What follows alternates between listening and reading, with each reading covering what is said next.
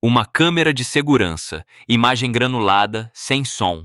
A data e a hora piscam no canto superior, 14 de setembro, 15h32. O cenário é uma rua movimentada no coração de Lisboa, daquelas com calçada portuguesa, turistas com mapas e o som distante de um elétrico a passar. O mundo pulsa, rápido, indiferente, e é no meio dessa indiferença que a nossa história começa. Um senhor, talvez com uns 80 anos, caminha com dificuldade. Ele não é um pedinte, não parece um sem-abrigo. Veste um casaco gasto, mas limpo. Carrega uma sacola de papel pardo, daquelas de mercearia. De repente, ele tropeça. O corpo frágil cede e ele vai ao chão. A queda não é dramática, é silenciosa, quase patética. A sacola rasga-se. Laranjas, umas 5 ou 6, rolam pela calçada, como pequenas bolas de bilhar a desviar-se dos sapatos apressados. E aqui, a câmera mostra o primeiro ato da tragédia moderna. Um casal desvia. Um jovem de auscultadores passa por cima de uma laranja sem sequer olhar para baixo. Uma mulher de negócios ao telemóvel franze a testa, irritada pelo obstáculo, e continua o seu caminho. Ninguém para. O idoso fica ali, de joelhos, tentando com as mãos trêmulas juntar o que se espalhou. É uma cena de invisibilidade pura. Dói assistir, mas a câmara continua a gravar, fria, imparcial. Então, algo muda. Uma figura entra em cena vinda da direita. É um homem, alto, atlético, veste calças de fato de treino escuras, uma t-shirt simples e um boné preto puxado para baixo, escondendo o rosto. Ele não hesita. Aproxima-se, ajoelha-se ao lado do idoso e, sem uma palavra, começa a apanhar as laranjas. A sua presença é calma, mas focada. Ele não parece procurar atenção. Pelo contrário, o boné e a postura sugerem que ele quer exatamente o oposto. Ele coloca as laranjas uma a uma na sua própria mochila, já que a do senhor se rasgou. Depois oferece a mão ao idoso. O velho aceita, e o homem puxa-o para cima com uma força suave, mas firme. Por um instante, os dois ficam frente a frente. A câmara, de um ângulo desfavorável, ainda não nos deixa ver o rosto do benfeitor.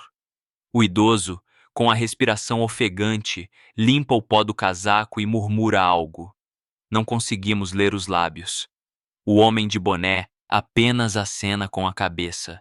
Parece um momento de pura e anônima bondade humana, uma pequena luz no meio da indiferença da cidade. Ele devolve a mochila ao senhor, que agora a segura com força. A cena poderia terminar aqui. Seria uma pequena história anônima, um clipe que talvez alguém partilhasse num grupo de fé na humanidade restaurada. Mas não é isso que acontece. O homem de boné dá um passo atrás, como se fosse para seguir o seu caminho. E é nesse momento que um carro preto, um sedã de luxo com vidros fumados, para bruscamente ao lado deles, cantando pneus. A porta de trás abre-se com violência. Dois rapazes, na casa dos 20 e poucos anos, vestidos com roupas de marca, saltam para a calçada. Não há calma nos seus movimentos. Há fúria. Um deles aponta um dedo acusador para o velho. O outro grita, e embora não possamos ouvir, a sua expressão é de pura raiva. Eles não olham para o homem de boné. Todo o seu foco está no frágil senhor, que se encolhe, aterrorizado. O que parecia ser um momento de redenção transforma-se em segundos numa cena de confronto iminente. O homem de boné, que estava prestes a desaparecer, vira-se. A sua calma evapora-se. Ele coloca-se instintivamente entre os rapazes e o idoso. E foi aí, nesse exato instante, que o inferno resolveu dar as caras. A tensão é palpável, mesmo através da imagem granulada e silenciosa. Os dois rapazes continuam a gesticular, a raiva a deformar-lhes os rostos. O idoso, atrás do homem de boné, treme visivelmente, agarrado à mochila como se fosse a sua única âncora no meio da tempestade. O homem de boné levanta uma mão, um gesto universal para calma. Ele tenta falar com eles, mas a sua intervenção parece apenas incendiar ainda mais a situação. Um dos rapazes empurra o peito do homem de boné. É um empurrão arrogante, cheio de desprezo. O homem de boné não recua. Ele absorve o impacto, firme como uma rocha. E é nesse momento, ao reagir ao empurrão, que ele levanta a cabeça. A luz do sol bate no seu rosto por baixo da aba do boné, e a câmara de segurança, como um diretor de cinema acidental, finalmente nos dá o close-up que muda tudo. Não há margem para dúvidas. Aquele rosto é conhecido por milhares de milhões de pessoas. É Cristiano Ronaldo, sozinho. Sem seguranças, sem assessores, sem o circo mediático que o rodeia. Apenas um homem numa rua de Lisboa. A revelação é chocante. Mas antes que possamos processar o que significa ter Cristiano Ronaldo no meio de uma confusão de rua, a narrativa acelera. A pequena multidão que antes ignorava o idoso caído, agora começa a formar-se. Os telemóveis, como armas modernas, são sacados dos bolsos. De repente, a cena deixa de ser anônima. Torna-se um espetáculo. Alguém na multidão, provavelmente um dos rapazes, grita algo que faz as pessoas olharem para o idoso com desconfiança. Ladrão! Ele roubou a carteira de um turista! Nós vimos! A acusação paira no ar, pesada e tóxica. Ronaldo, agora claramente reconhecido, franze a testa. Ele olha para o idoso, que abana a cabeça freneticamente, lágrimas a brotarem-lhe dos olhos.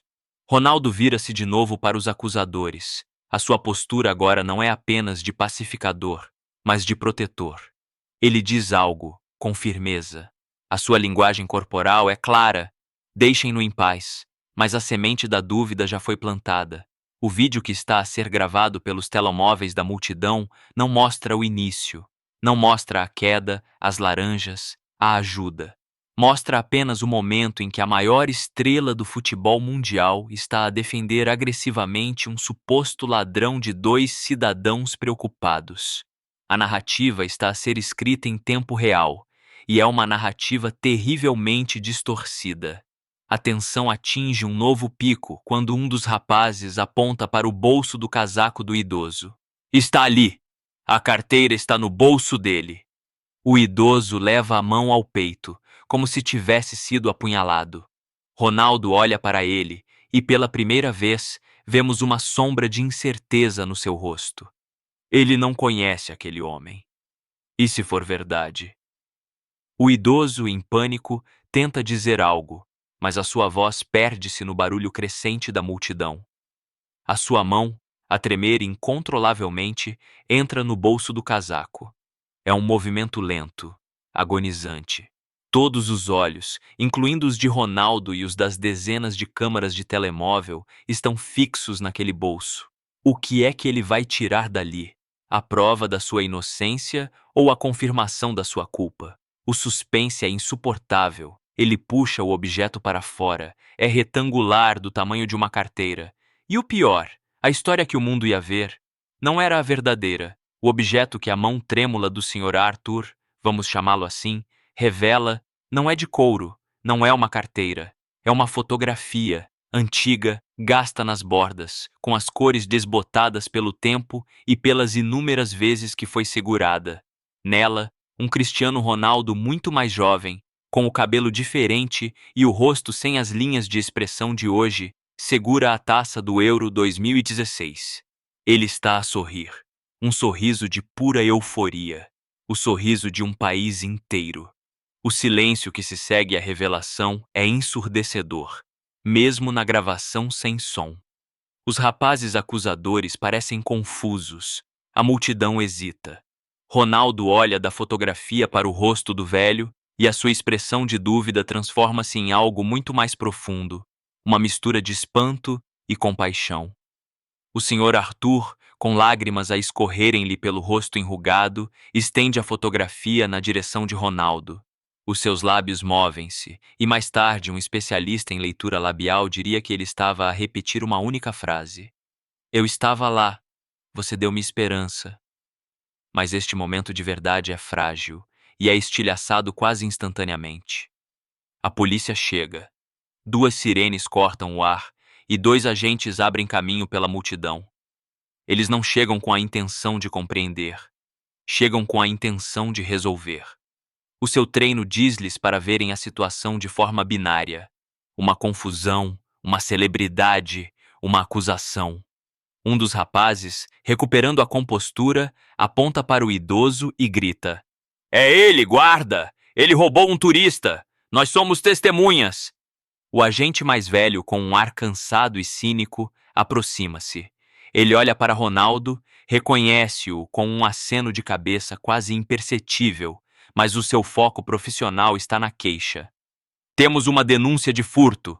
Senhor vai ter de nos acompanhar." Ronaldo intervém imediatamente. "Espere, isto é um engano. Ele não fez nada. Estão a acusá-lo injustamente."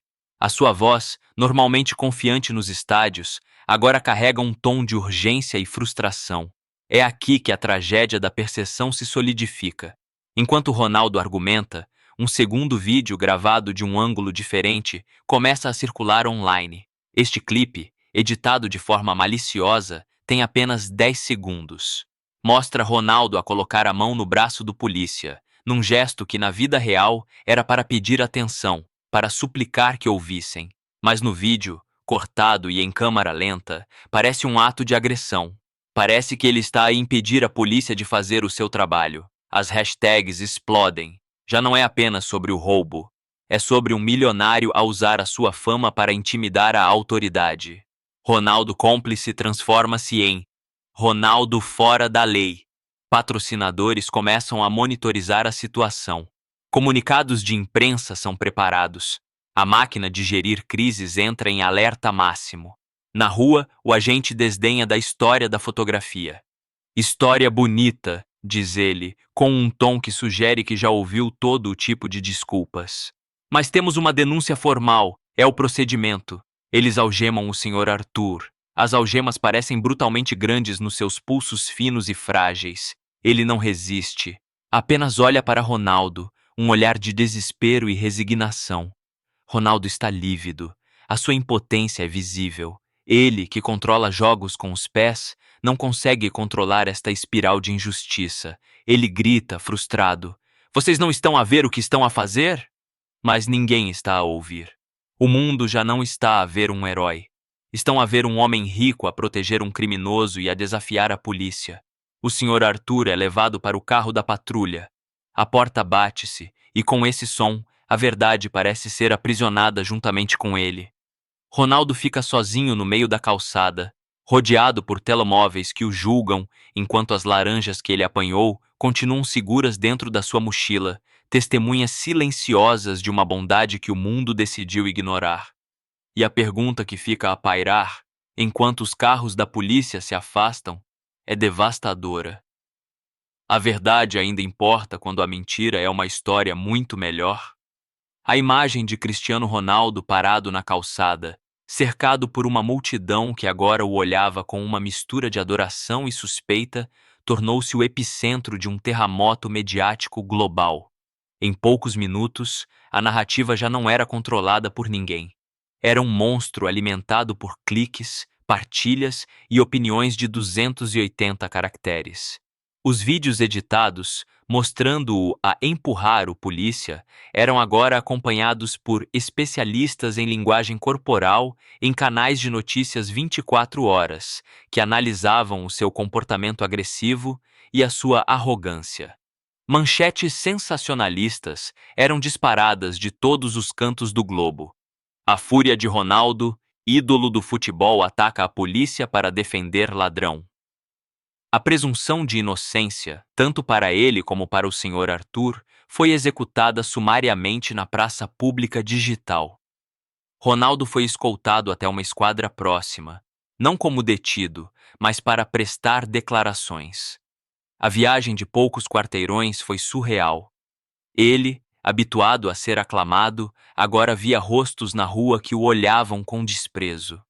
Na esquadra, o ambiente era frio e burocrático. A fama que abre tantas portas, ali parecia apenas uma complicação. Ele contou a sua versão da história, do início ao fim. Falou da queda, das laranjas, da ajuda desinteressada, da chegada abrupta dos acusadores. falou da fotografia, da emoção nos olhos do velho, mas as suas palavras pareciam chocar contra uma parede de procedimentos e ceticismo. O delegado que o ouvia era profissional, mas distante. Havia uma denúncia, havia provas em vídeo de uma altercação. O caso tinha de seguir os seus trâmites. Enquanto isso, um novo mistério emergia, adicionando uma camada ainda mais sombria à história. Os dois rapazes que fizeram a acusação, os supostos bons samaritanos, desapareceram. Depois de darem o seu testemunho inicial na rua, simplesmente evaporaram. Ninguém sabia os seus nomes completos. A polícia tinha apenas uma descrição vaga e um número de telemóvel que convenientemente deixou de estar ativo. Quem eram eles? Eram realmente testemunhas ou tinham um motivo oculto? A teoria de uma armação começou a ganhar força nos cantos mais racionais da internet, mas era abafada pelo barulho da indignação geral. Era mais fácil e mais excitante acreditar na queda do ídolo. A equipa de Ronaldo, finalmente alertada, entrou em ação. Advogados foram chamados, assessores de imprensa emitiram comunicados vagos a pedir calma e respeito pelo processo legal. Mas era como tentar apagar um incêndio florestal com um copo de água. O mais doloroso para Ronaldo era o destino do Sr. Arthur. Ele descobriu que o idoso estava a ser mantido numa cela, à espera de ser presente a um juiz. O seu estatuto era de suspeito de furto qualificado. Ronaldo sentiu uma responsabilidade esmagadora. A sua tentativa de ajudar tinha, paradoxalmente, colocado aquele homem frágil na pior situação da sua vida. Se Ronaldo não tivesse parado, o Sr. Arthur teria apenas perdido as suas laranjas. Agora, tinha perdido a sua liberdade. A noite caiu sobre Lisboa, mas para Ronaldo, a escuridão era interna. Ele estava numa sala de espera da esquadra, recusando-se a sair enquanto não tivesse notícias do Sr. Arthur. Ele olhava para o seu telemóvel e via o seu nome a ser arrastado na lama. Via comentários de ódio, memes cruéis, patrocinadores a publicarem declarações, a reavaliar a parceria. Ele, que construiu um império com base no talento, na disciplina e numa imagem impecável, via tudo a ser ameaçado por um ato de bondade que foi distorcido até se tornar irreconhecível. E no meio de todo aquele caos havia uma única esperança, uma única prova que podia mudar tudo. A gravação original da câmara de segurança. A imagem granulada e sem som que continha a verdade pura, não editada. A verdade estava toda ali, em alta definição. Mas no jogo da opinião pública, a verdade nem sempre é o que vence. A busca pela gravação completa da câmara de segurança transformou-se numa corrida contra o tempo. Os advogados de Cristiano Ronaldo mobilizaram-se, mas a burocracia era lenta.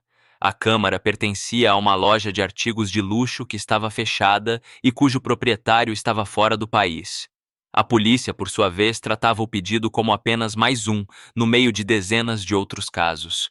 Para eles, a prova dos vídeos virais e a denúncia eram suficientes para justificar os procedimentos iniciais. O mundo não esperou. O julgamento continuava online, implacável. Mas no meio do frenesim, uma jovem jornalista freelancer chamada Sofia, que trabalhava para um blog de investigação independente, sentiu que havia algo de errado. A história era demasiado perfeita, demasiado sensacionalista. A forma como os acusadores desapareceram era uma bandeira vermelha gigante. Em vez de seguir a manada, ela decidiu investigar a origem da história. O idoso. Sofia passou horas a percorrer arquivos, a falar com assistentes sociais e a visitar abrigos. Finalmente, encontrou uma pista. O Sr. Arthur não era um ladrão. Era um ex-tipógrafo reformado, viúvo há 10 anos, que vivia sozinho num pequeno apartamento subsidiado pelo Estado. Era conhecido no seu bairro como um homem solitário, mas gentil, cuja única paixão era o futebol. A sua saúde mental tinha vindo a deteriorar-se nos últimos anos, com episódios de confusão e perda de memória. A história sobre o estádio no Euro 2016 era verdade. Aquele jogo, aquela vitória, tinha sido um dos últimos momentos de felicidade que ele partilhou com a sua falecida esposa. A fotografia de Ronaldo não era apenas um item de fã. Era uma relíquia, um portal para a sua memória mais feliz.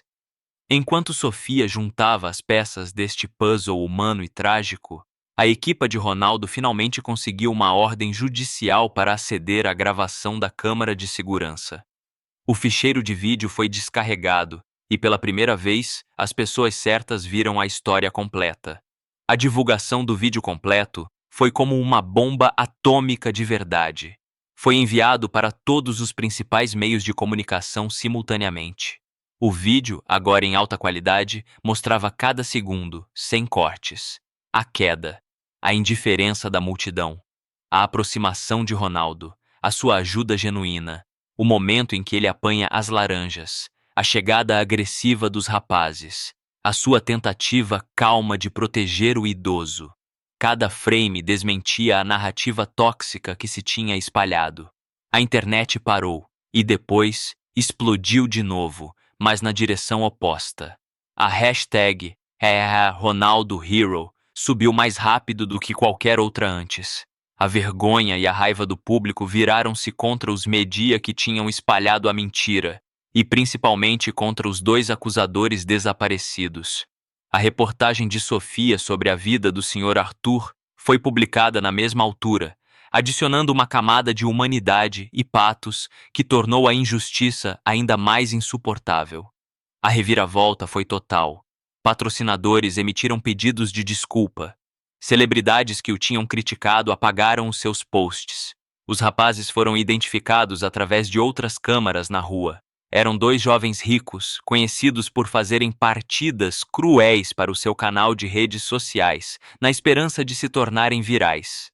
A sua intenção era criar uma cena falsa de justiça cidadã, e a presença de Ronaldo foi um bônus inesperado que eles tentaram explorar. Foram detidos e acusados de denúncia caluniosa e assédio. O Sr. Arthur foi libertado imediatamente com um pedido de desculpas formal do chefe da polícia. Cristiano Ronaldo foi recebê-lo à porta da esquadra. Não havia uma multidão a aclamá-lo. Ele pediu que o espaço fosse mantido privado. O reencontro foi silencioso. Arthur, ainda confuso e assustado, apenas entregou-lhe a fotografia. Ronaldo pegou nela, olhou para o seu eu mais novo e depois para o homem à sua frente. "Obrigado", disse Ronaldo, a sua voz embargada. "Obrigado por me lembrar do que é importante." Ele prometeu que cuidaria de tudo o que o Sr. Arthur precisasse. A justiça parecia ter sido feita. O herói foi reabilitado, o vilão foi desmascarado. A história parecia ter chegado a um final feliz. O mundo tinha o herói de volta, mas a história de Arthur, a verdadeira história, essa estava só a começar a se revelar. A reabilitação pública de Cristiano Ronaldo foi instantânea e avassaladora, mas para ele, a vitória tinha um sabor amargo. O episódio tinha lhe revelado a fragilidade da verdade num mundo viciado em escândalos. Ele cumpriu a sua promessa. Colocou o Sr. Arthur num lar de idosos de alta qualidade, com acompanhamento médico 24 horas. Visitava-o regularmente, não para as câmaras, mas para conversar. Nessas conversas, no entanto, ele começou a notar inconsistências na história de Arthur.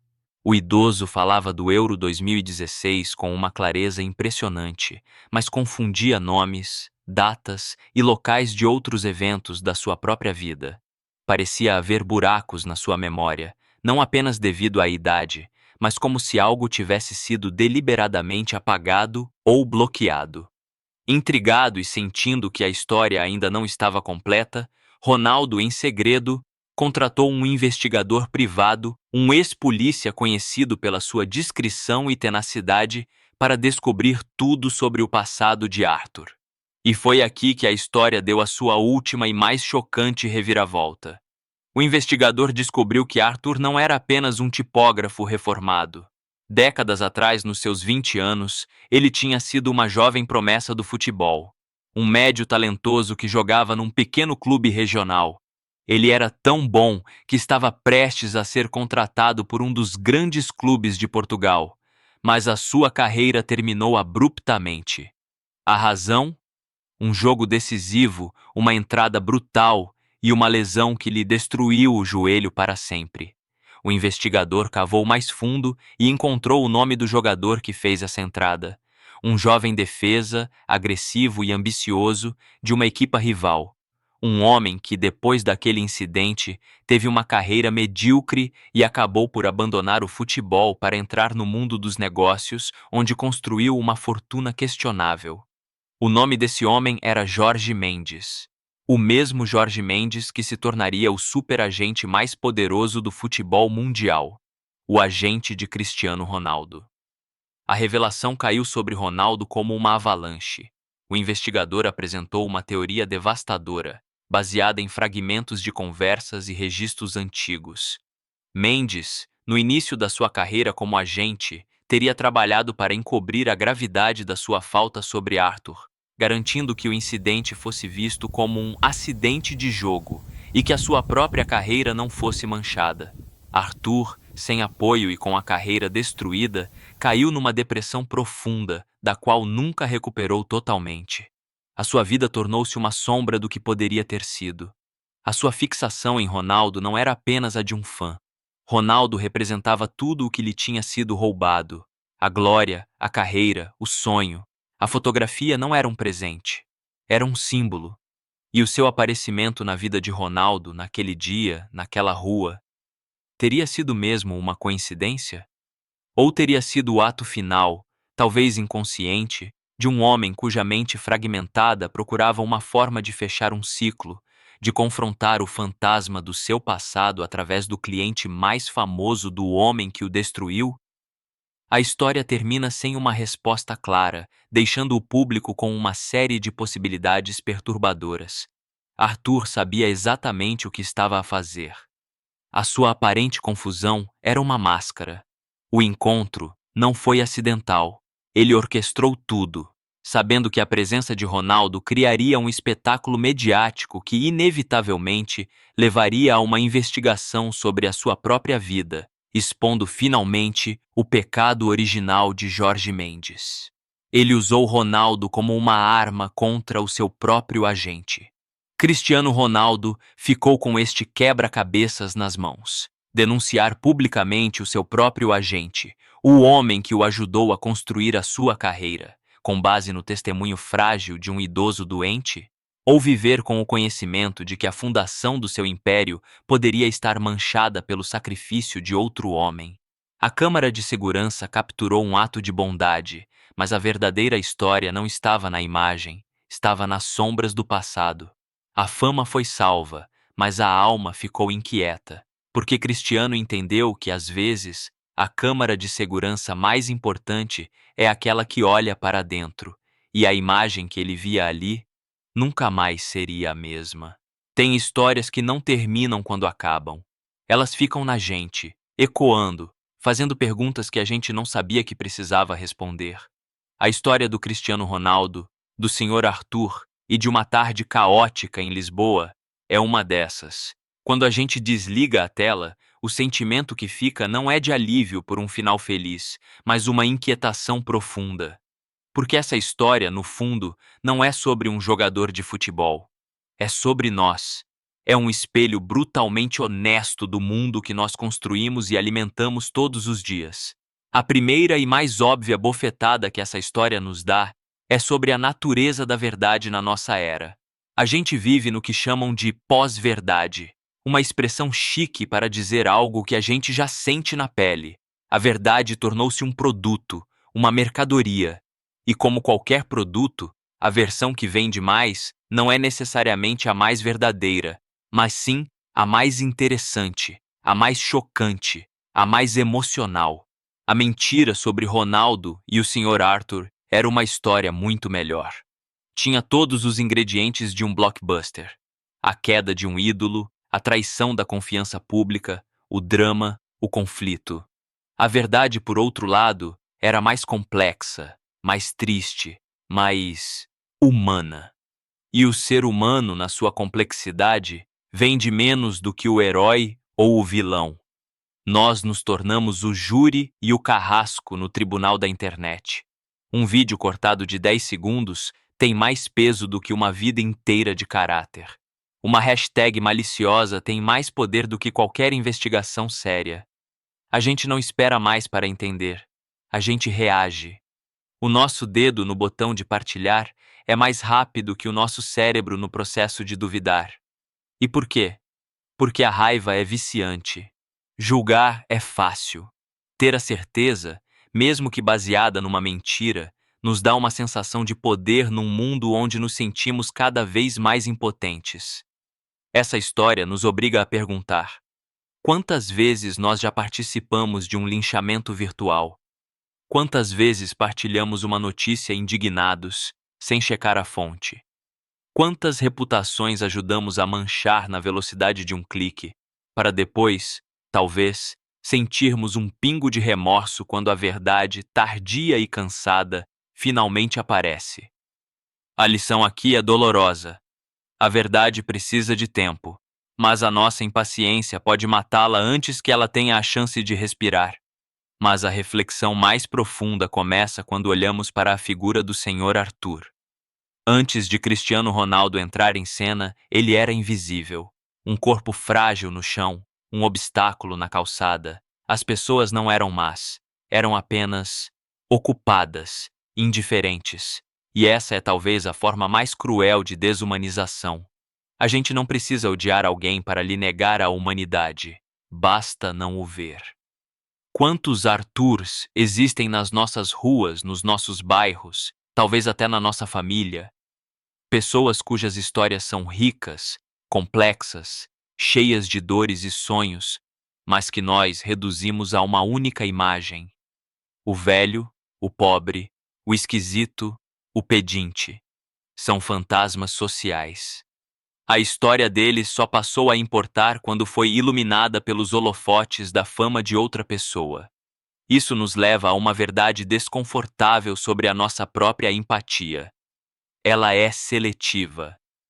A gente se comove com a injustiça cometida contra o famoso, porque de certa forma sentimos que o conhecemos. Mas a injustiça silenciosa, a que acontece todos os dias com os anônimos, essa passa batido, perdida no ruído da nossa pressa. O que Ronaldo fez de mais poderoso não foi ajudar o senhor Arthur a levantar-se, foi forçar o mundo a vê-lo. A lição aqui é um chamado à ação para o nosso olhar. Temos que treinar os nossos olhos para ver a humanidade onde ela é ignorada. Parar, perguntar, ouvir. Porque a dignidade de uma pessoa não pode depender da sorte de cruzar o caminho de uma celebridade. Ela tem que ser um direito inato, reconhecido por todos nós, em cada esquina, em cada encontro. E então, chegamos ao paradoxo da boa intenção. O ato inicial de Ronaldo, puro e simples, foi o gatilho para o pior pesadelo na vida do Sr. Arthur. A sua ajuda transformou-se numa armadilha. Isso nos ensina que, no mundo real, a moralidade não é um conto de fadas. As nossas ações, mesmo as mais nobres, têm consequências que não podemos controlar. Viver em sociedade é como atirar uma pedra num lago. As ondas espalham-se em direções inesperadas e atingem margens que nem sabíamos que existiam. Isso não é um argumento para a inação. Não significa que devemos deixar de ajudar por medo do que pode acontecer. Pelo contrário, significa que a bondade precisa de ser acompanhada de sabedoria, de responsabilidade e, acima de tudo, de persistência. Não basta o gesto inicial, é preciso ficar, acompanhar, garantir que a nossa ajuda não se torne um fardo para quem a recebe. Ronaldo entendeu isso. Ele não desapareceu depois que as câmaras foram embora. Ele ficou. Ele assumiu a responsabilidade pelas ondas que a sua pedra causou. Finalmente, a reviravolta sobre o passado de Arthur e a ligação com Jorge Mendes é o que eleva a história de um drama social a uma tragédia quase grega. Ela nos ensina que nenhum ato é isolado. Estamos todos conectados por uma teia invisível de causas e efeitos que atravessa décadas. O sucesso estrondoso de Ronaldo, a riqueza e o poder de Mendes, tudo isso estava, de alguma forma, assombrado pelo fantasma de uma carreira destruída, de um sonho que morreu num campo de futebol há muito tempo. A vida não é linear. O passado não é algo que fica para trás. Ele caminha ao nosso lado, às vezes silencioso, às vezes gritando nas nossas escolhas presentes. Isso nos força a olhar para as nossas próprias vidas. O nosso sucesso foi construído sobre o quê? As oportunidades que tivemos vieram de onde? Será que, sem saber, não estamos a desfrutar dos frutos de uma injustiça cometida em algum lugar, em algum momento por outra pessoa? A história deixa Ronaldo com uma escolha impossível, que representa o dilema moral de todos nós. Confrontar as verdades inconvenientes que sustentam o nosso conforto ou escolher a ignorância para manter a paz? Não há resposta fácil, mas a simples existência da pergunta já nos torna mais conscientes. A lição final é sobre legado. Não o legado dos troféus e dos recordes, mas o legado humano. O que Ronaldo escolhe fazer com essa informação definirá o homem que ele é, muito mais do que qualquer golo que já marcou. No fim, esta não é uma história para nos dar respostas. É uma história para nos encher de perguntas. Ela nos convida a sermos mais lentos no julgamento, mais rápidos na compaixão, a vermos o ser humano por trás do rótulo, a entendermos que as nossas ações têm um peso que transcende o momento presente e a aceitarmos que a verdade, muitas vezes, não é uma fotografia nítida, mas sim um mosaico complexo, cheio de peças partidas e memórias desbotadas. O mundo não precisa de mais heróis perfeitos. Precisa de mais pessoas dispostas a ajoelhar-se no chão sujo da realidade para ajudar a catar as laranjas de um estranho e a ficar por perto para lidar com a confusão que vier depois. Essa reflexão toda só tem valor se ela gerar movimento, se ela sair da tela e entrar na nossa vida. A conversa que começamos aqui não pode morrer neste vídeo. Se esta história mexeu com você de alguma forma, se te fez pensar ou sentir algo, a primeira coisa que peço é que deixe o seu like. Não é por um número, é para que o algoritmo entenda que este tipo de conteúdo, que nos faz refletir, é relevante e precisa ser mostrado a mais pessoas. Segundo, compartilhe este vídeo. Mande naquele grupo da família no WhatsApp, para aquele amigo que adora um debate, para aquela pessoa que você sabe que precisa parar por um minuto e pensar sobre o mundo em que vivemos. Vamos fazer essa discussão crescer. Se você ainda não faz parte da nossa comunidade, se inscreva no canal e ative o sininho. Assim, você não perde outras histórias como esta.